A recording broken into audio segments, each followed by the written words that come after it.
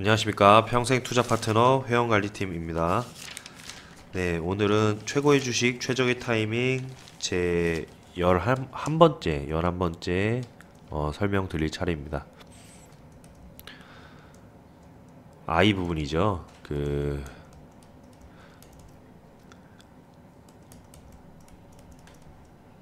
institutional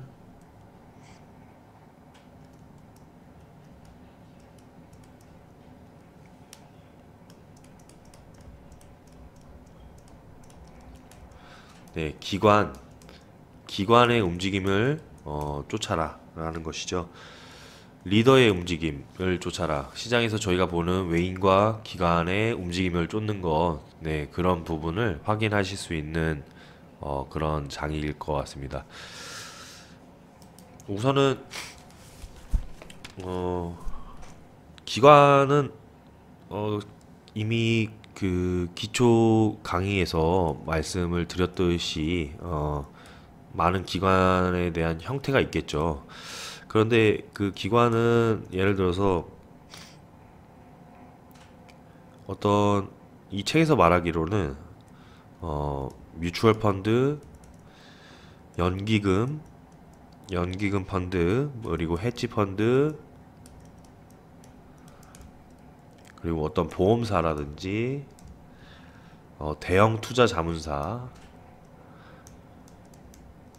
그리고 은행, 그리고 신탁 부분, 네, 은행 신탁 부분, 자치단체나 어떤 자선기관, 네, 그리고 교육기관 이 등을 꼽고 있어요. 네, 굵직굵직한 그런 기관의 형태들이 진정한 기관이라고 할 수 있겠고, 반면에 이제 어떤 증권회사의 리서치나 그 애널들의 추천, 그러니까 뭐 예를 들어서 뭐 투자 정보나 시장 소식지, 이런 부분들은 기관 투자의 요건에 해당하지 않는다라고 정확하게 언급하고 있습니다. 그래서 예를 들어서 유사 투자 자문 이 업종에서 지금 추천을 해서 매수하는 그런 형태의 그 형태들까지들 다 기관이라 보지 않는다라고 또 이해를 더 하시면 되겠고, 네, 그러겠죠. 그래서 이런 기관의 형태들이 잘 매수가 되고 있는지에 대한 현황을 따져봐야 되는데, 뭐 예를 들어서 소형주라든지 신규 상장 주식도 최소 여기 책에서는 20개 이상의 기관이 보유를 하고 있어야 된다라고 언급을 하고 있어요. 그렇게 이런 프로 투자 기관들이 투자자들이 어떤 종목을 전혀 매수하고 있지 않다면요.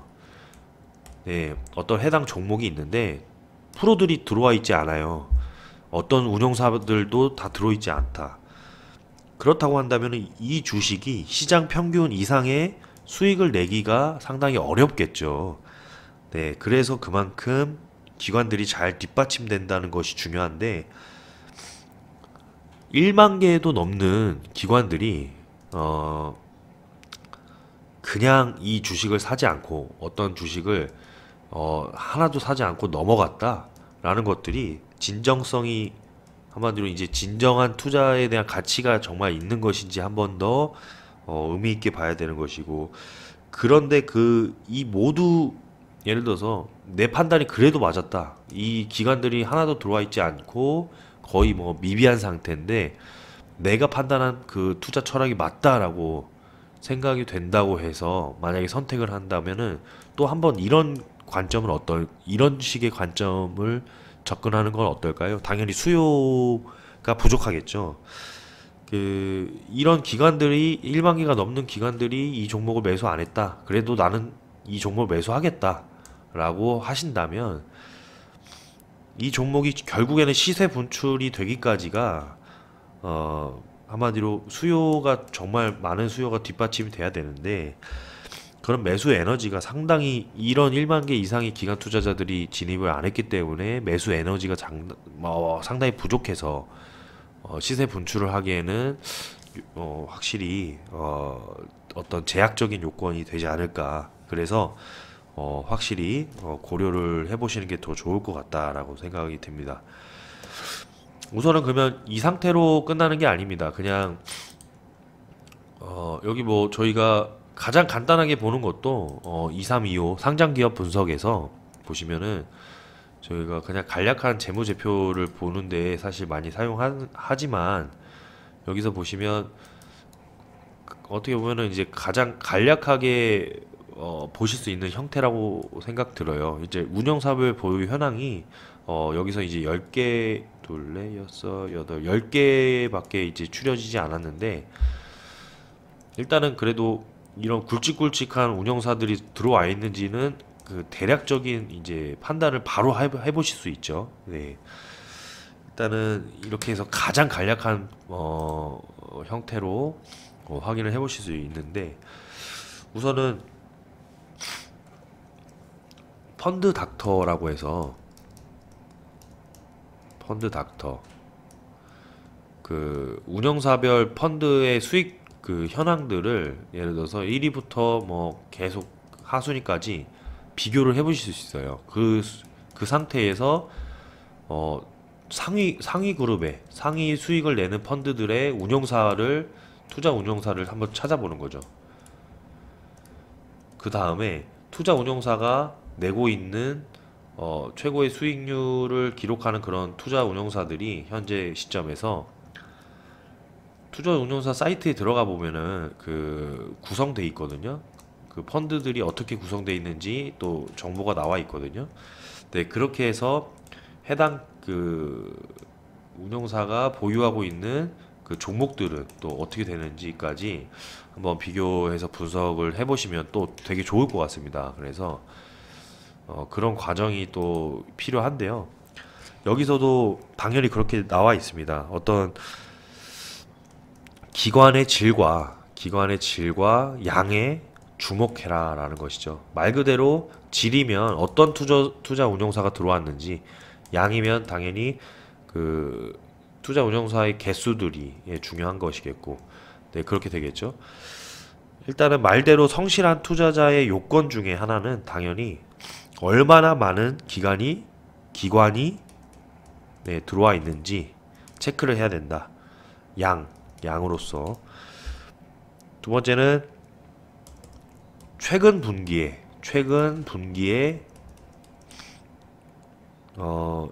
이런 기관들이 많이 들어오고 있는지에 대한 증가율을 한번 이제 증가 추이를 한번 지켜보는 것이죠. 최근 분기에서. 그러니까 순이익이 성장하는 주식만 저희가 꼽았다면 이제 하나의 요건이 더 늘어난 거죠.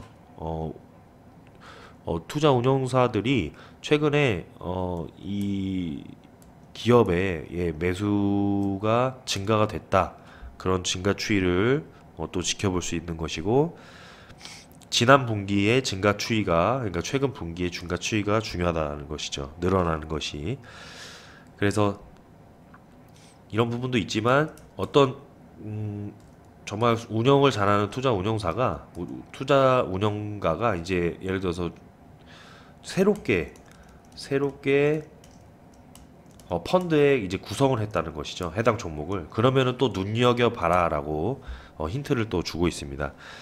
새롭게 구성했다는 것은 적어도 이 펀드를 샀다 팔았다 펀드에 구성된 종목을 바로 샀다 팔았다 할 수는 없잖아요. 그래서 기간적으로도 당연히 매도하는데 일단은 어느 정도 확정적인 보유 기간이 있고요. 그래서 신규 편입 종목 자체는 펀드의 분기 또는 반기별로 결산이 끝난 뒤에 한 6주 후에 이제 발표를 하거든요. 네, 그럴 때 새로운 투자 내용이 예를 들어서 이렇게 발표하는 데까지 그 예를 들어서 이제 투자 그런 발표 때까지의 그 기간이 너무 늦다라고 판단하셔서 사실 고려를 안 하시는 분들도 계셨는데 사실 그렇지 않다고 보거든요. 한마디로 펀드 분기나 반기의 결산이 끝난 다음에, 그러니까 그 다음에도 6주가 걸려서 발표를 한다면, 예를 들어서 그런 기간이 늦는 거 아닌가, 그러면 이미 늦장 대응을 한다는 거 아니냐라고 하실 수 있는데, 당연히 이제 아닐 수 있어요. 왜냐하면 기관 자체가 사실 매수한다는 것이 적어도 1000주, 10만 주 그 이상도 거래를 하는 기관 투자가들이 많죠. 네, 그래서 이 엄청난 물량을 한 번에 매수를 할 수 있는 것은 또 불가능할 뿐만 아니라 결정적인 어떤 주가의 흐름에 안정적인 뒷받침을 할 수 있는 물량을 잘 버텨줄 수 있다는 것, 그 자체적으로 이 토대로 저희가 언제든지 개인 투자자들은 샀다 팔았다 할 수 있기 때문에 그 상태만으로도 장점이 훨씬 더 부각될 수 있죠. 그래서 그렇게 또 생각을 해보시면 될 것 같습니다. 우선은 죄송합니다. 제가 요즘 코가 살짝 막혔나 봐요. 코맹맹이 소리가 좀 많이 나서 죄송합니다. 네, 일단은 가장 뛰어난 아까도 말씀드렸다시피 가장 뛰어난 투자 운용사, 그러니까 운용 실적을 보유하고 있는 투자 운용사를, 그러니까 노련한 포트폴리오의 매니저, 예, 매니저가 있는 그런 운용사를 한번 찾아봐야 된다는 것이죠. 그래서 노련한 포트폴리오 매니저가 적어도 한두 명은 보유하고 있는 주식을 찾는다는 것입니다. 네, 잘하는 그런 이유가 있다는 것이죠. 잘하는 수익률을 잘 기록할 수 있는 것에 대한 이유가 있다는 것이죠. 일단은 그 다음에 이제 기관 투자자의 질은요. 지금 양쪽으로 많이 설명을 했다고 한다면 질은 어떻게 확인을 하느냐라는 것인데, 일단은 뭐 질적인 측면이 아까 노련한 포트폴리오를 구성하는 그런 매니저들, 투자 운용사들, 그런 그 운용사들의 흐름을 쫓는다는 것이고, 사실 그런 것도 질에 해당될 수 있다고 생각하는데, 여기서는 이제 해당 기관 투자자의 최근 행적을 한번 보는 것이죠. 12개월에서 3년간의 투자 한마디로 이제 수익률, 그리고 이런 방법은, 그러니까 한마디로 12개월에서 3년간의 투자 운영 수익률을 잘 나타내고 있는 매니저, 그리고 펀드 매니저나 그렇죠, 그 투자 운용사, 그 기간은 이 정도 된다라는 것이고, 그리고 이런 방법들은 이제 신문에서 보시면 증권 그 신문에서 그렇게 나와 있죠. 그 증권면에서 보시면은 각 펀드의 36개월간의 또 수익률 순위가 또 나와 있어요. 아까 말씀드렸다시피 펀드 닥터에서 확인도 하실 수 있겠지만, 그렇게 해서 수익률 순위를 보면은 바로 또 알 수 있기 때문에, 그렇게 해서 확인을 또 가능하시겠죠. 검색을 하셔도 잘 나와 있겠죠. 포털 사이트에서도. 일단은 그래서 가장 좋은 기관 투자자의 그 행태는 한번 확인하셨다고 해서 절대적인 어떤 신뢰를 한다는 것은 또 안 돼요. 왜냐하면 시대의 흐름에 따라서 그 투자 운용사들의 실적이 좀 달라지는 경우가 많죠. 뭐 일단은 뭐 전체적인 흐름을 따지면 과거에는 뮤추얼 펀드가 상당히 실적이 좋아졌다고 한다면, 최근에는 기업가 정신을 가진 투자 자문사가 공공단체나 기관 자금을 좋게 운영하는 행태의 수익성을 좀 잘 내고 있고요. 저희 국내적으로 따지면은 사실 메리츠 자산운용이 예전에는 순위가 거의 하위권이었어요. 근데 이제 존리라는 대표가 오면서부터 수익성이 뭐 한때는 1위를 또 기록했었던 적이 있었죠. 그만큼 투자 운용사별의 어떤 그런 순위도 한 연간으로 보시면은 좀 변하는 경우도 많기 때문에 네, 한번 보시고 어떤 운용사가 무조건 앞으로 잘해라고 생각하는 것보다 네, 그런 어떤 흐름을 또 보시게 된다면은 또 당연히 이제 수장이 아까처럼 달라지면 네, 또 실적이 달라질 수 있어요. 그래서 네, 그런 면도 한번 보시면 좋을 것 같습니다. 그래서 음, 그렇죠. 일단은 그 신문에 대한 아까 뭐 펀드 운용사들의 순위도 보고 뭐 해당 펀드 보고서를 또 구해보고 좋은 운용사가 있다면 네, 그 해당 그 펀드에 대한 보고서도 한번 찾아보고 그래서 이제 그런 것들은 각 펀드의 투자 철학과 그리고 기술들을 배울 수 있다고 생각하거든요. 그래서 그런 투자 철학과 기술들을 배우고 또 매수한 종목들을 또 확인할 수 있기 때문에 큰 운영을 하시는데 주식을 하시는데 큰 장점이 되지 않을까. 네, 책에서 나와 있는 내용처럼 네, 상당히 도움이 될 만한 점이 많죠. 네, 당연히 주의할 점이 있습니다. 그렇다고 해서 기관 투자가 엄청나게 많이 너무 최고의 실적을 나타내는 어떤 기업이 있다고 하면은 당연히 너무 좋기 때문에 계속적으로 살 수는 없겠죠. 무한대로 상승을 하는 그러니까 끝없이 상승하는 주식은 없잖아요. 언젠가는 천정을 칠 것이고 네, 그 다음에는 당연히 하락을 할 것인데 그 천정에서 나타나는 징후들이 또 있을 거죠. 예, 패턴들이 있는 것처럼 정말 그 포화 상태인 기관 투자의 형태도 그런 징후가 될 수 있습니다. 제 책에서 나와 있기로는 약세장이 이런 징후가 나와 있을 때, 그러니까 기관 투자가가 정말 포화 상태인 경우에 시장이 약세장으로 전환하거나 기업에 살짝 어떤 문제가 살짝이라도 존재한다면 잠재적인 엄청난 매물, 네, 그 매물은 조심해야 된다. 정말 위험하다라고 돼 있죠. 그래서 오히려 기관 선호주는 위험할 수 있어요. 이런 관점에서 보시면 되게 어렵죠. 언제는 기관이 선호해서 매수하는 주식을 또 사야 되는 관점을 봐야 된다는 것은 또 그럴 수 있는데 기관 선호주는 또 위험하다고 하니까 근데 이제 아까 말씀드렸다시피 양으로서의 측면에서 정말 많은 포화 상태의 기관 투자자들이 응집이 돼 있다라는 것은 위험할 수 있다는 측면입니다. 그래서 이제 더 이상 주가가 올라가기 힘들고 너무 심하게 달아올랐다는 그런 경우가 되겠죠. 그런 경우는 당연히 아까 말씀드렸다시피 천정을 칠 때가 있습니다.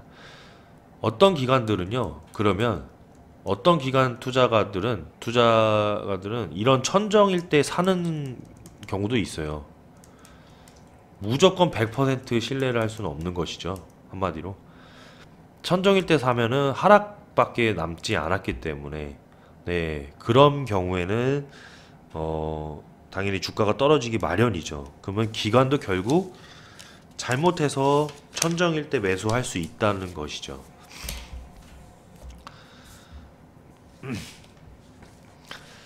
실제로 그 윌리엄 오닐의 투자 운용사는 제록스나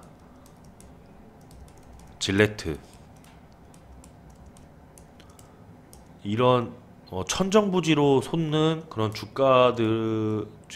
종목들을 상당 부분 이제 위험성에 대한 판단으로 기관 투자자들에 대한 어떤 정말 포화 상태도 같이 체크를 했었다는 것이죠. 그래서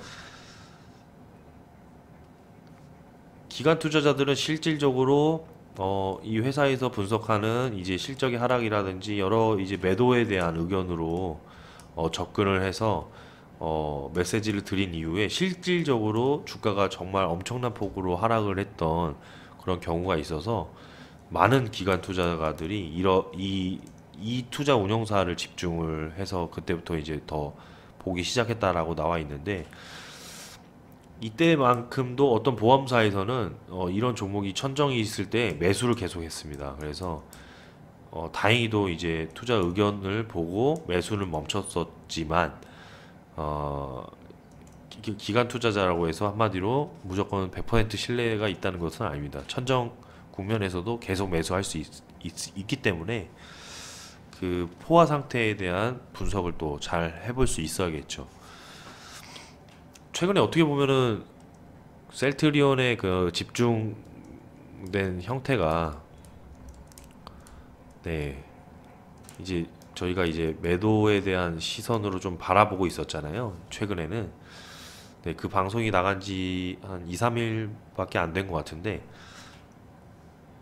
예, 제가, 그러니까 저번 주 중에 그런 의견을 드렸던 것 같은데, 실질적으로 이제 그 이후부터도 주가가 심각하게 좀 출렁출렁거리고, 하루에도 주가가 하락을 하는 폭이 거의 뭐 10%대에서 왔다 갔다 하는 것만큼 좀 위험성을, 확실히 변동성이 커진 것 같습니다. 그래서 지금 매수하는 것은 정말 안 될 수가 있겠죠. 네, 그런 판단을 또 잘 하실 수가 있어야 되고, 일단은 그런 측면에서 끝으로 이 책의 내용을 읽어드리자면, 기관 투자가의 뒷받침은 시장 유동성을 강화한다. 기관 투자자가 뒷받침하는 주식은 언제든 팔고 빠져나올 수 있다는 점에서 특히 개인 투자자에게 유리하다. 기관 투자자가 전혀 사지 않는 종목은 시장 상황이 좋지 않아 이 주식을 팔려고 할 때 매수자를 찾기가 쉽지 않다. 사실 많은 사람들이 주식을 보유하려고 하는 이유는 언제든 시장에서 현금화할 수 있기 때문이다. 뭐 부동산의 경우에는 현금화가 훨씬 어렵고 거래 수수료도 비싸죠. 그런 측면을 보시면 되겠고, 기관 투자자가 뒷받침은, 그러니까 기관 투자자의 뒷받침은 그런 점에서 계속적인 유동성을 공급한다. 요약해보자. 최근에 펀드가 평가 성적에서 평균 이상의 성과를 거둔 기관 투자가 가운데 적어도 몇 곳이 그 주식을 매수했다. 그리고 최근 몇 분기 사이에 그 주식을 보유한 기관 투자가의 숫자가 늘어나고 있다. 그렇다면 매수해라 라는 것입니다.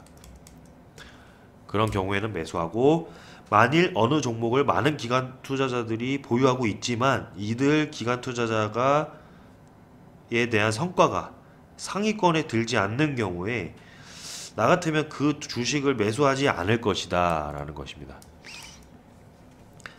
어떤 종목의 매수 여부를 판단할 때 기관 투자자가의 뒷받침은 매우 중요한 지표다 라고 언급하면서 이 책 섹터를 마감합니다. 네, 저 또한 상당히 당연히 공감할 수밖에 없는 좋은 내용들이었던 것 같습니다. 네, 그렇다면 또 다음 시간에 계속해서 설명드리겠습니다. 네, 이번에도 수고 많으셨습니다. 감사합니다.